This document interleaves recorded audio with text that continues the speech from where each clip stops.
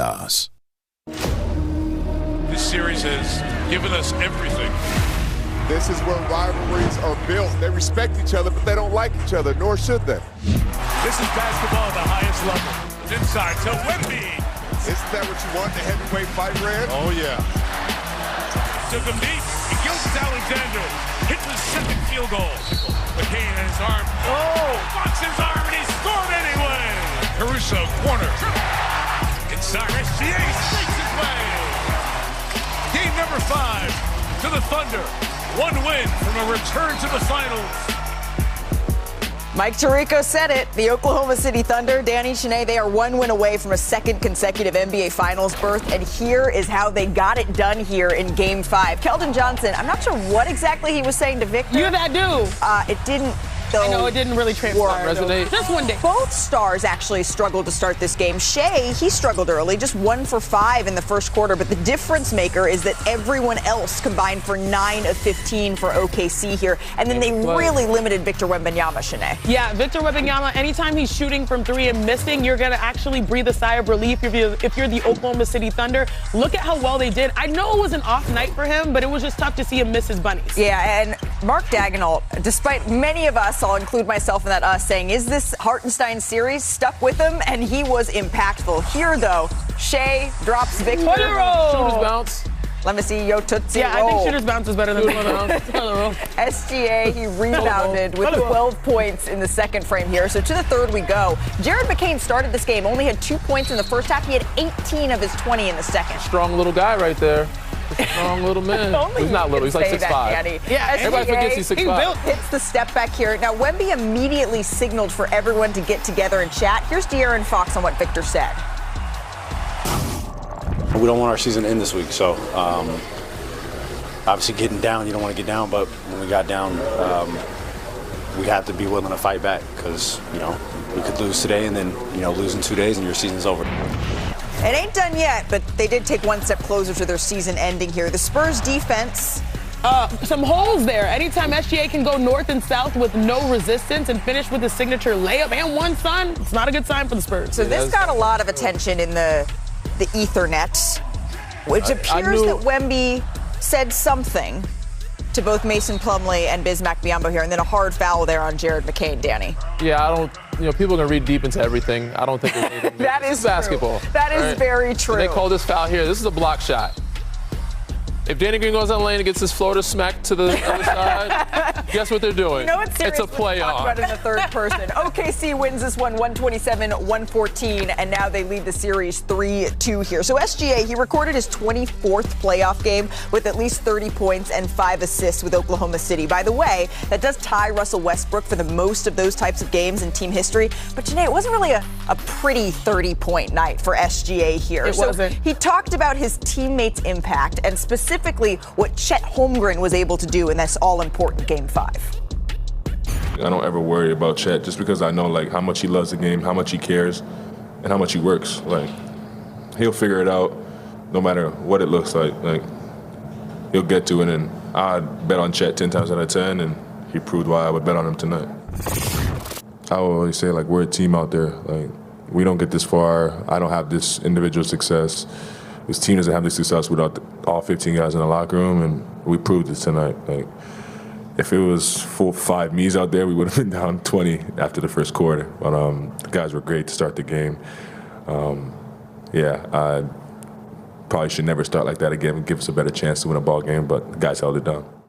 I feel you, Shea. I'm a utility player. 5 me's out there, we ain't doing much. I need Shanae, I need Danny. But this was an impressive win for the Thunder. I loved what Brian Windhorst said on our show yesterday, Shanae. He said the Thunder are never desperate. And they fully showed this, Danny, in that last game. They did, and the bigs came to play. Got to give a lot of credit to Chet. We called him out. Everybody's been calling him out throughout the whole week or the last couple of days because he hasn't showed up much. But they rebounded. Isaiah Hartenstein's been rebounded, but Chet, he put himself in position, took advantage of the smalls, got them in. Whenever Wemby went to go help, he was ducking in. Isaiah was ducking in. Went to the offensive glass, was more assertive, more aggressive. You see, these are plays that he normally doesn't have. He's looking for a shot, being aggressive, getting his spots, getting to the glass. So these little things, this activity changes the whole dynamic, changes the whole atmosphere and energy of their group. When he came to bring it, it allowed everybody else to kind of follow suit and make it easier for SGA. I'm sorry, guys. I watched the Michael Jackson movie, and it lives rent-free in my head. And we know Shai Gilgeous-Alexander. He's like, I'm bad. He's a bad man. He truly is bad. He's averaged 30 points per game the last 4 seasons. Even on bad nights, yeah. But even on bad nights. But one thing he's always going to do regardless is still trust his teammates. And this was on full display. Caruso with the screen to get him open. Hartenstein with the screen for him to attack. Here you're going to see he's going to draw 2. This should be a show and go with Victor Wembanyama, but instead Victor stays too late because he's that lethal. On the backside, there's the duck in. There's a mismatch for Isaiah Hartenstein. Keldon Johnson, 6'6". He's a 7-footer. Easy layup. He's still going to trust others even as he's putting in work and getting points. Caruso again with the screen to get him open. Hartenstein with the screen for him to attack. This time he's going to make another read. Most people probably would try to score, but it's Victor. The guy has an infinite wingspan. He sees the corner shooter, which is Alex Caruso, who had 22 on the night and shooting near 60% from 3. Shai always trusts his teammates. That's why this team plays well on both ends of the floor. Yeah, and it was, as you said, Shai, though, he struggled a little bit early, and he trusted his teammates. But how did he get himself going? He's such a smart player. He used getting to the free throw line to kind of find it, Danny. Yes, he did. And that's why he's one of the highest IQ players. That's why he's a 2-time MVP. Not because he's talented. With those things, he is talented. He's crafty. He's athletic. He's deceptive. Nobody knows his speeds. But he's smart, and he knows how to draw fouls. Like, he got himself into the game time and time again by putting these guys in position to foul him. And obviously, of course, embellishing a little bit, selling it some. But he knows how to use his body. He knows how to use angles, put them in position, pump fake, get them in the air to where they have to draw fouls. And eventually, you get enough free throws to go down. He shot 17 of them. Right. You're going to find rhythm. After he got those 2, I think it was mid-first or second quarter, got those 2 free throws to drop, next you know, he hits a mid-range. Then you get the shooter's bounce. And now he's in rhythm. So him going to the free throw line was smart, not only for his team, but for himself to get himself going. And Shai also knows how to control his emotions. There was a key moment where this happened in the series where he was cooking, he was going one-on-one. Do you guys remember this? And Jared McCain was calling for the ball. Yes. And he turned, he was like, chill. I don't know if he said chill. He said, calm the There was some expletives in there as well. There were. But I like this pairing. Jared McCain starting, they're like fire and ice. Shai is cool. He's going to always be consistent. But they needed a little firepower knowing that A.J. Mitchell, J-Dub were out. And so what do they get now? Now they get a guy who comes in, and when he was asked in the post-game conference, they're like, he oozes confidence. And that translates to the play that they need on the floor. Yeah, and you hear Jared McCain say it. He's, I don't know how I got so lucky. I'm having the time of my life. And that certainly translates to the floor. And a lot of this, yes, it's what Oklahoma City did well, particularly after the dud of a game they had in San Antonio in Game 4. But the Spurs, they didn't look like they had that sort of punch from the jump here. Let's take a listen to Mitch Johnson, what he had to say after the loss.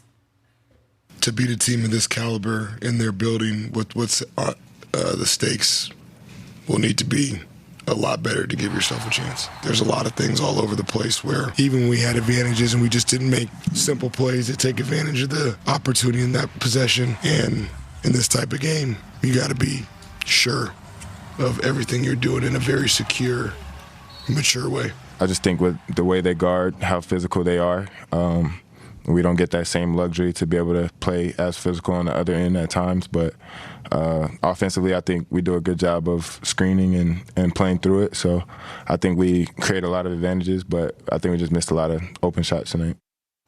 So notably, Victor Wembanyama did not speak to reporters after Game 5. It's pretty unusual, I think, for the young superstar. The NBA, remember, requires players to be available to speak after games, and this was the biggest game of Victor Wembanyama's career, and so I would have loved to hear from him. Now, the NBA has warned Victor about not speaking to reporters, and certainly this isn't something that they're going to condone happening again here. But, Danny, when you look at games, the difference between Game 4 and Game 5, what changed here for San Antonio?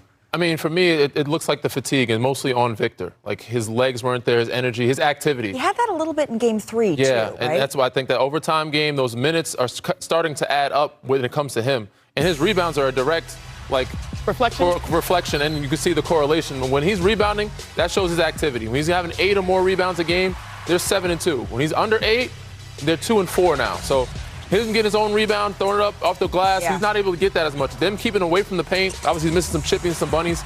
But he's always able to get those second chance points, which he wasn't able to get in Game 5. And that shows, like, his fatigue to me. He had an alley-oop opportunity that didn't go through. Like, there's a couple of possessions that showed he was half a second late on Shai making a layup, not blocking it. You know, Hartenstein getting a floater. He's like half a second late on these blocks. So them shooting 69% at the line or against him at the rim, is very unlike him. So Uncarried game is one of his probably worst games of the postseason. Worst plus minus of the postseason, a -8 for Victor. Yeah, so them shooting 69% is probably the worst stat that I've heard when it comes to him because it usually affects the game. If he's not having a great offensive night, defensively, he can make it up by deterring them from getting to the basket and also blocking some shots, and I didn't see that last night. This, to me, was the welcome to the NBA playoffs moment through adversity for Victor Wembanyama, having to fight through fatigue and just falling short.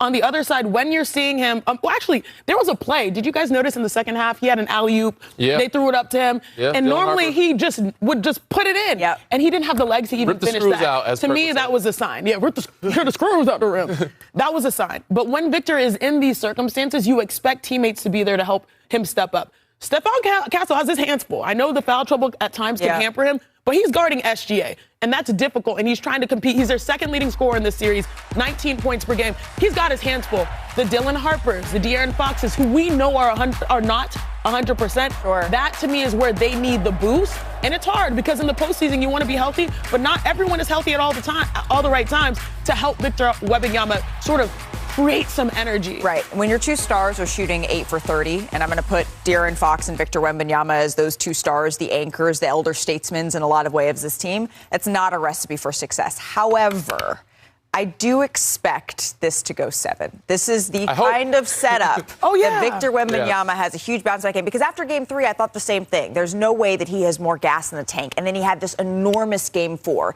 And so that's the type of bounce back game we've come to expect from Victor Wembanyama. This is where stars get made. We still got a lot to go here on NBA Today, including getting over to the Eastern Conference here. Because while the West is still duking it out, Jalen Brunson in New York. I don't like that. They're headed to the NBA Finals. Bag, not that one. Burn notice, I get it. I watched the show. We are going to revisit Becky Hammon's comments that she made on this very Not our show choice, Becky. here. Our Plus, producers. The Thunder struck last night, but is this actually good news for New York? We're going to dive into the Knicks' ideal finals opponent here.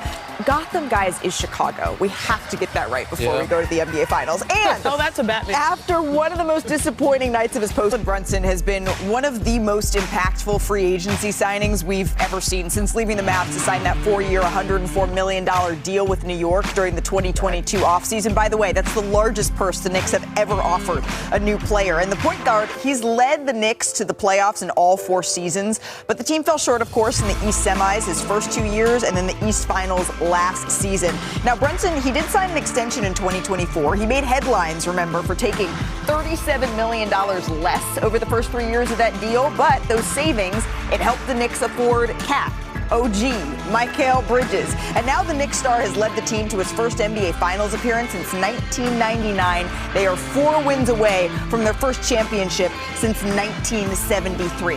And Jalen Brunson, some may say in the NBA he's a short king, right? He's the 5th player, 6'2" or shorter, King of New York, over the last 40 years to lead his team in scoring entering the finals. The others, Steph, Tony Parker, Allen Iverson, Isaiah Thomas. Pretty good, right? So 2 years ago, on this very show, Becky Hammon had some thoughts that are making the rounds again. Let's take a listen together. Previously on NBA Today. But at the end of the day, they don't have a dude. You got to have a dude. You got to have a 1A dude. And they're missing that at the end of the day if we're just getting down to brass taxes. If your best player is small, you're not winning.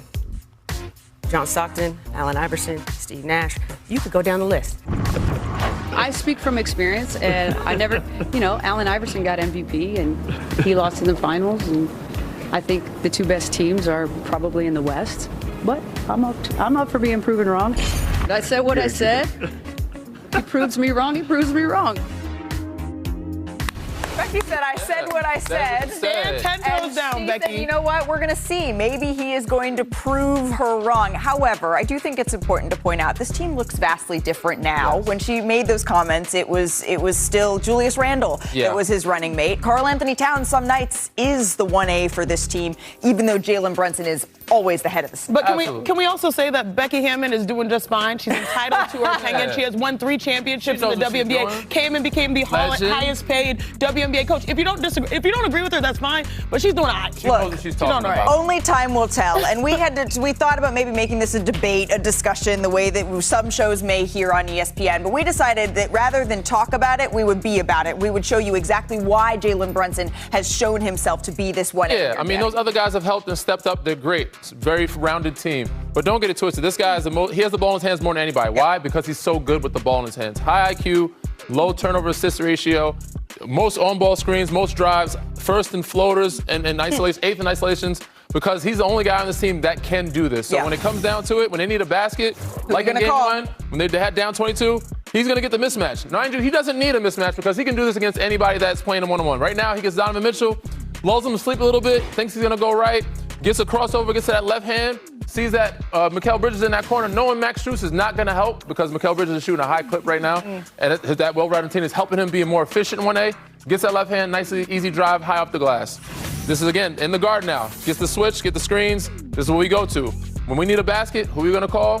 Big body Brunson. Jalen Brunson. He's ready to cook, get James Harden on you, get in front of him, first in floaters, get in the paint. This is what he does. He's the only guy on the team that can do this and will do this when they need a basket because he's 1A. And the reason why he can be a 1A, a top dog on a championship team, the hottest team in basketball, the New York Knicks, is because it's not just when he has the ball in his hands, it's also the off ball. Right. Look at these numbers right here. He's doubling the amount of times he's screening. As a screener on off ball screens, he's now figured out a different version of offense. You got to thank Karl-Anthony Towns a little bit for being a facilitator here. Yeah. You see him with the ball. All right, he's going to slip the screen first and foremost, and then he's going to create some motion that makes his defender a little bit late. And this is how he gets so many good looks, finishes in the paint. Not just because he's big body Brunson, it's because he's actually setting screens off of the ball. Here's a back screen to allow a backdoor cut. Cat, you see him doing his thing, playing quarterback. A little hee-hee. Love that here. He's made 29 two-point jumpers, and that is third in the NBA in the postseason because of his actions, not just with the ball, but without the ball. Lastly, there are going to be so many different nicknames. We got Big Body Brunson. We got the Brunson Burner. We got Captain Clutch. He's the former Clutch Player of the Year. Maybe, NBA champion. Right. Could be coming soon. And certainly when you talk to Knicks fans, when you talk to other Knicks players even that have had some incredible runs with New York, there is a sense that if he is the guy that leads this team to an NBA championship, many are ready to call him the greatest New York Knick of all time. But we're not there yet. They're still 4 wins away. But we thought, New York Knicks fans, just because you got a week off, we're not going to stop talking about you, showing you some highlights of the season. We got a top of the top. These are the best moments of the New York Knicks season. And we have to start right there with that nickname, the Brunson Burner. Brunson Burner, tween, cross. He's just playing with you again. Man. A lot of two-stepping going on right there. Slide to the left. Crisscross. And then we head to Vegas here. Dropped Anthony Black. He's like, ref, what you doing? Help me out. Help me out. No one was there. You got to make the shot when you drop someone like that, right? 100%. Knicks down 2 to the Pacers. Seconds remaining. Brunson. Jalen Brunson. Drains the game winner. They remember. They know what Indiana did last season. Clutch. That's why they're playing so well right now. And I love them all borrowing Mikal's celebration there. Yeah, and then how about top crowd pleasers? OG. Okay, Ogugwa. Oh, upstairs. Ogugwa. Stuffs there on Micah Porter. Yes, sir. And then Cat double teamed. Oh, yeah. Everything. How did he find He always liked to put that extra sauce on Nice little whip pass. Ooh, I didn't know you had that in his bag. Does he all of that? Okay, Cat. Stuffs it down. Go upstairs one time. I love it. Yell in the camera. Show them. Lastly, we got some top playoff moments here, and there's been a lot of them. Mitchell Robinson over Joel Embiid, and this was the perfect poster, too. It was. Photos from this were nasty. And then, man, the athleticism. He's had a couple. Yeah. Timmy Chalamet loved that one. Timmy! Body to body. Speaking of fans, the city of New York went nuts after Jalen Brunson drained this triple. This was game 1 of the Eastern Finals. Man, that was just cruel. What he was doing was cruel. This was the last time that series was. Call timeout. It was a series? Whoever wins this has the momentum to close this thing out. This team at home, when they get rolling, they're so tough to stop. He knows this is desperation time. He's pleading with his team, fight. Spurs need a desperate, miraculous comeback or else they'll be playing for their lives. McCain lifting, launching, diving a three. Game number 5 to the Thunder. 1 win from a return to the finals.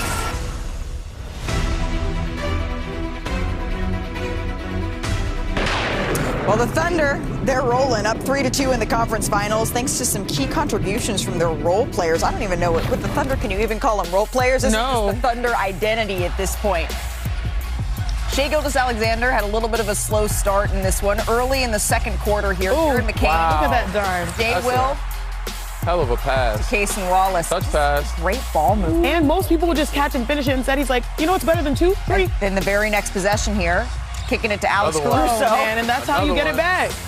Williams hyping up the crowd there afterwards after that shot as well. One of the better backup centers in the league, right? McCain drives, gets to the rim. Man, nice touch. Gets that one to go. He had 20 points in this. Man is a hooper. Let's go to the fourth quarter here. This is the start of the fourth. SGA just sitting comfortably, hanging on the bench. Julian Champagnie throwing a pass to Wemby, who's just not quite looking there. Yeah, got to have some communication in that transition. And then the other way. He wasn't looking. Give up a dunk. Isaiah Hartenstein. Juju played good last night, though. So with Wemby on the court and SGA off, the Spurs, they were outscored by 8 points. They shot 3 of 13 from the field. That's just not a recipe for success, especially because they were also, Shanae, out-rebounded by 4. Here come the Spurs. This was it for me. That was the play. I was like, it's not his night. He doesn't have his legs. And he normally makes this a highlight reel #1 on SportsCenter. Not this time. Not this time. Victor Wembanyama couldn't quite get it done. Here's Miss Johnson after the game. He's got to take more than 15 shots, even with the free throws. And, yeah, he's going to have to score more than 20 points for sure. He'll definitely need to take more shots. But there's a lot of things all over the place where even we had advantages and we just didn't make simple plays that take advantage of the opportunity in that possession. And in this type of game, you got to be sure of everything you're doing in a very secure, mature way. Vocal cords, maybe. Yeah. He's been coaching hard. Need a little lotion. But he is correct, right? Wemby, he's put up video game numbers in the Spurs wins, 37 points, 16 rebounds, but he's been really human in their losses, going for 22-9 here. We haven't heard from Victor since the loss. As we discussed, he didn't speak with reporters after the game. But, Danny, how does he need to respond here in Game 6 with San Antonio's season on the line? Yeah, he's got to respond in a big way. And the biggest thing is defense. Them giving up 127 points to that OKC team without J-Dub and A.J. Mitchell. After only giving up 82 unacceptable. the last time. Again, as a primary defender, and so the opponents 11-16, that's what they were last night. They had 11 made field goals against Victor. I think that's a career high, or his probably career low, as being a primary defender at the rim. That's crazy, 69%. Like, he doesn't allow that. As you see in every one of those clips, he's half a second late, half a second behind. His activity, not just rebounding, but deferring those guys, deterring them from the rim, is going to be clutch and key. Like, we know he dislikes Chet. We know they have a rivalry. You got to be physical. Make sure Chet is still scared of you. Put the fear of God in him. And also Isaiah Hartenstein.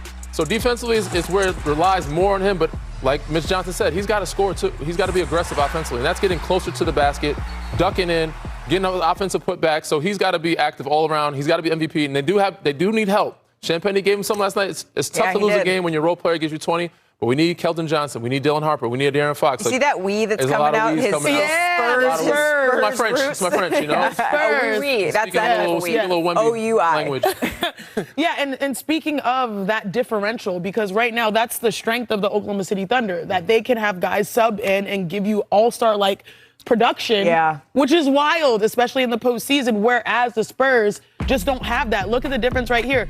The Thunder are doubling when it comes to points off of the bench, 51 points per game off the bench.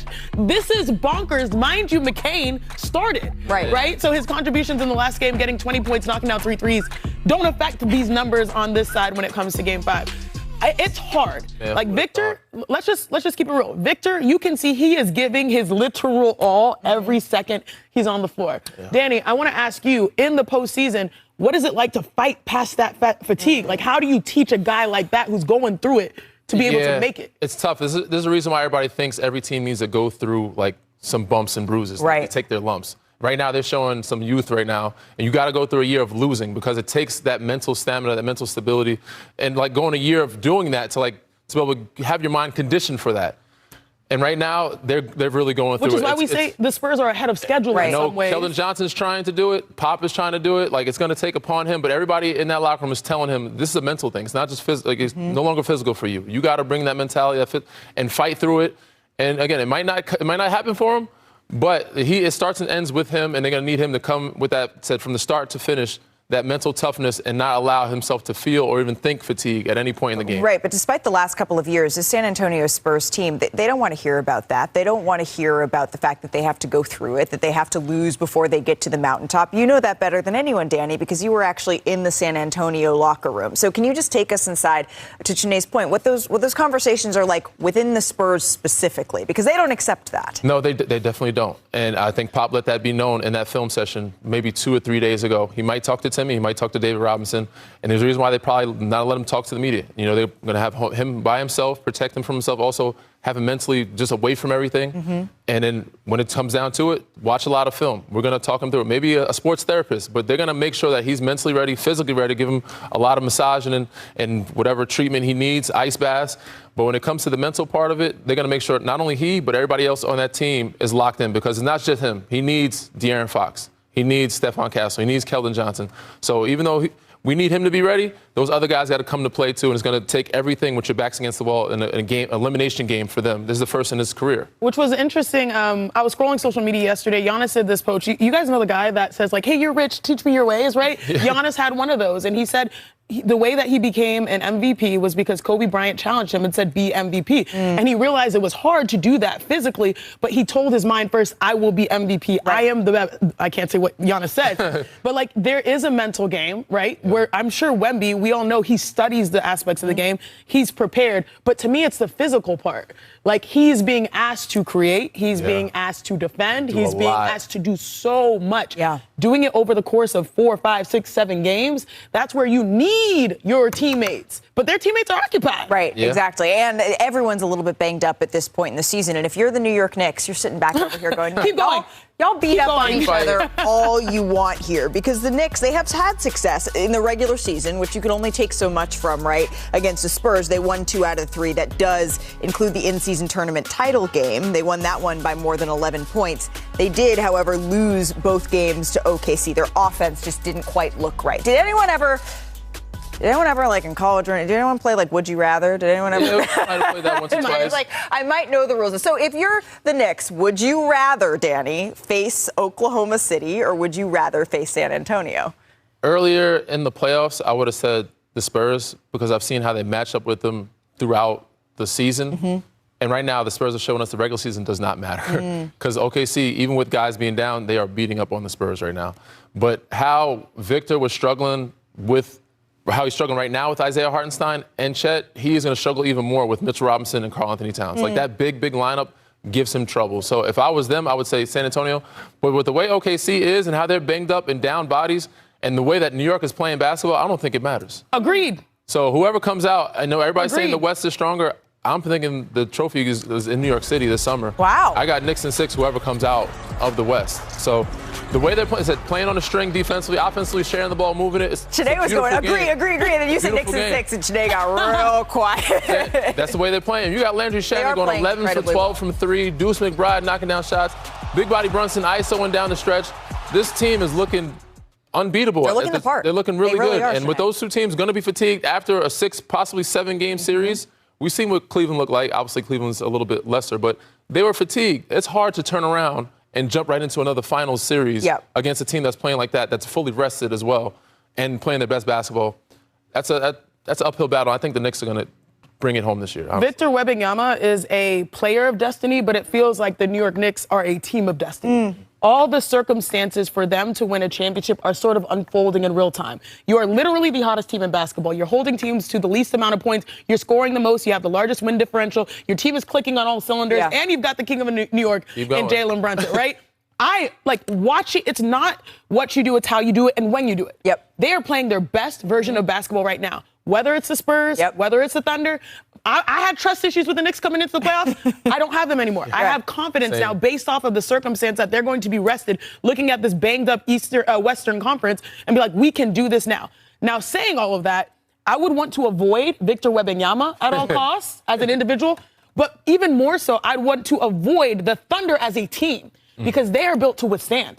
They are built to withstand. Is that the DNA? Yeah. Buying time for their players to hopefully get rested up and healthy. And also having experience of having a long layoff, knowing that they kind of let their foot off the gas in game 1 against Cleveland. They got lucky and also a little bit good late in that game. Rust. They don't panic. Exactly. And if you're going into the Garden the number one quality you want from a team is not being able to panic. Right. And talking to players after Knicks players after they were able to win the Eastern Conference Finals, I had a conversation with I said, who do you want to face? And they said, well, we're just glad to be the rested team. They did, though, mention that going up against Oklahoma City and the way that they really smartly used that foul, starting the series on the road, that is something that they're going to have one eye on. That could prove to be a challenge for New York. Who has the Wizards taking A.J. DeBonta at number 1. Also, important to note, as you see how he sees the top 5 shaking out here, at midnight tonight, that's the deadline for players to withdraw from the draft. But don't expect any of these names that you're seeing here to go back to school. This, though, is the final year of the current draft lottery format. Now on ESPN.com, you can check out Tim Bontemps' article, The Pros and Cons of the New NBA Draft Lottery Reform. This is worth your time before the league votes on this new policy tomorrow. And lucky us, Tim Bontemps is here to break down those pros and cons for us. Tim, hello. You're looking rested and well. Let's start with the pros here of this new lottery format. What are you looking at that could be a pro?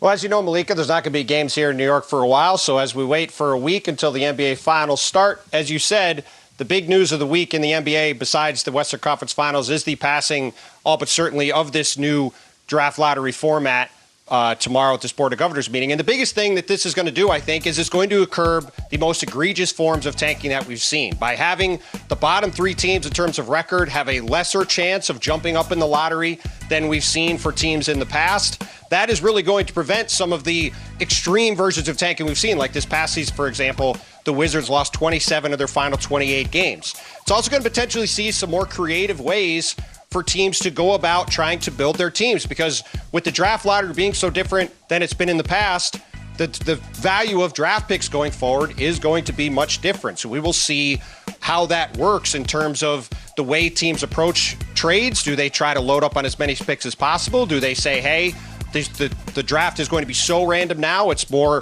useful to go get players where we know their value instead of waiting to see what those picks are going to be. And it's also going to incentivize play-in teams to compete all the way through. By the 8th and 9th and 10th teams in the play-in tournament, all getting at least one ping pong ball, all those teams could have the chance to make the playoffs as well as be in the lottery. So certainly going to add a lot of randomness. And the one other thing it's going to do, Malika, is we're likely, according to sources, going to have a live lottery going forward. So as opposed to in the past where it's been in a secret room, under this format, if it does come out, there's a good chance that next year we will find out in real time where the picks all land. That certainly would be an interesting thing to happen if it does. Yeah, that would be an interesting wrinkle, and good to know. That means my job on the draft lottery show is probably going to change and maybe even become a little bit more complicated. Okay, Shanae is rubbing off on me. That's why we decided to go with pros first, trying to have a glass half full approach, as my good sis Shanae always does. But there are some cons to this new format, Tim. What are those cons? Yeah, there are a couple of them, and I think the biggest two are, to start with, the restrictions on teams that either win the lottery or finish in the top 5 in 2 consecutive seasons. If either of those things happen, you're not eligible to be either the number 1 pick in the draft the following year or be in the top 5 for 3 consecutive years. Next year, that's going to apply to 2 teams. The Washington Wizards, who obviously were the number 1 pick in this year's draft. They will, we'll see who they wind up taking. And the Utah Jazz, who were 5th and then 2nd.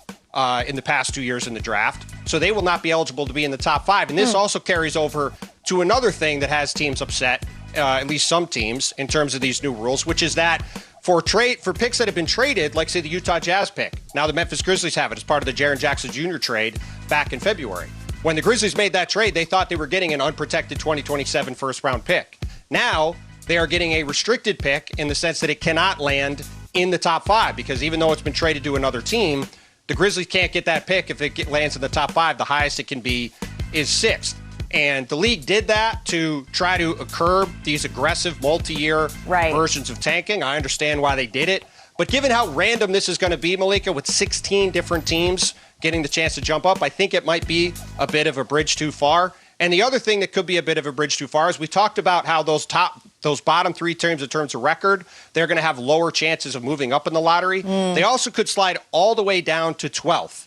And for a system that is designed to create more randomness and to, in theory, have teams not want to be at the bottom of the standings, penalizing teams that probably are truly the worst teams by potentially sliding that far also could be something that becomes a bit of an issue. But look, at the end of the day, we know how big of an issue tanking has become over the past couple of seasons. Adam Silver repeatedly said he was determined for there to be some changes to the system. These obviously are big changes, and we will see starting next season just how much of an impact they have. And we'll certainly also see how long they stay in place, right? Is this something that the league does for a couple years to try to curb tanking and then makes another change, or is this something that is going to be in place long term? But the voting officially takes place tomorrow. Tim Bontemps, your stubble, we really appreciate the time here. Hey, we did get an award, a little late, but we got it nonetheless here, Chene. Congratulations to Joe Mazzulla. He won Coach of the Year last night. He led the Celtics to 56 wins. He was the second seed in the East after that offseason that saw some major changes in Boston. Joe Mazzulla, he received 62 of the 100 first place votes. J.B. Bickerstaff, Mitch Johnson, they also received votes here. But remember, Joe Mazzulla, he won Coach of the Year after helping the Celtics outperform their preseason total, their win total rather, by over 15 games. But he also currently owns the best record by a head coach in league history. Wow. However, remember how he feels about this award? You remember when he shared his thoughts on Coach of the Year? This is back in March. You don't need it. I think it's a stupid award. They shouldn't have it. And it's more about the players, and it's more about the work that the staff puts in. And it's just that simple. I really don't ever want to be asked or talked about it again. It's just that dumb. So the players play. It's about them. Staff works their ass off. I'm grateful to have them. Oh, my God. Congratulations to Joe Mazzulla. And in honor of rest here, as we say hello to our friend Vince Goodwill, who covers the New York Knicks for us. And, Vinny, we saw what happened last time New York got a little bit of a break. They let their foot off the gas against the Cleveland Cavaliers. So what are they doing differently this time around? I don't know if they're doing anything too differently, Malika, because all it took them was 3 quarters to figure stuff out in game one of the series against the Cleveland Cavaliers. But Karl Towns, after they clinched in Cleveland, said, you know what, we really want to stay in the gym. We want to keep this rhythm going. Josh Hart said we don't want to get too much rest because rest can turn into rust, but they do want to watch Oklahoma City and San Antonio slug it out. I remember asking Mike Brown after they clinched, when did you notice that you guys had championship habits? He said the last 5 or 6 games of the season, I felt like we were putting stuff together. Malika, if you look at the schedule, they had 2 and 3 day breaks in between a lot of those games, a lot of time to practice and sharpen those tools. I don't think that is any accident that they are where they are because they get time to practice and they have time to rest. And now the sentiment up and down this organization is, yes, we are excited, but we are not satisfied. This is a team that very much views themselves as 4 wins away from a championship, not just happy to be here. Vince Goodwill, we're going to be chatting a whole lot as we march towards these NBA Finals. Thank you very much for your time. So let's just take some stock. This is where we're at right now. We got a 3-2 series out in the West. The Thunder are 1 game away from the NBA Finals. That's where the Knicks already are, sitting, waiting for the winner of that series after sweeping the Cleveland Cavaliers here. So let's get to our heat check. It's brought to you by DraftKings Sportsbook. Chene, you want to start us off here? Yeah, you know who's coming off of a heater, a 20-point performance? Jared McCain. Give me 2+ threes for Jared McCain, who knocks it down from distance. Yeah, you know who's not coming off a heated performance. If he's a bounce back, De'Aaron Fox. So not only do we need him to score better, but we need him to assist, take care of the ball. So I got him 6+ assists and getting his teammates involved and doing the little things that they need to do to get this win and force a Game 7. Well, the legend will continue for Victor Wembanyama. Probably his worst playoff performance. He will respond in a big way. 42+ points and rebounds for Victor. Ooh. Entering Game 5, he was averaging 30 and 13. So give me that plus then some. All right, so on DraftKings Sportsbook, all customers can get a profit boost every day of the NBA playoffs. Download the app. Use the promo code SCREEN when you sign up. You bet $10. It'll win you $31.50. There you go, a couple bucks. Ooh, yeah, a couple gas bucks money here as we look towards. No, you need more for gas money these days. Again, the promo code is SCREEN when you sign up. Hey, before we bounce, did you guys see this? The Spurs, they were loose pregame. It didn't translate. Oh yeah. But they were loose. Little what Cornet. Is that the Dak? I thought they like do a little Congo, a little. But look, isn't that the Dak Prescott? Or but it is the Dak too. Yeah. Right, I hear the music they play though. That's where I was getting the Afrobeat. You got that? Do you got that hip mobility, Danny? No, it's not as good as it used to be. All right, let's see it. What do we got here? Why are we doing underhand? Oh! All right. Can I give him a little see the twist the hip? Come on. Okay. That was a terrible throw. What you got? Right. Here you go. I'm underhand here, over the top. Okay,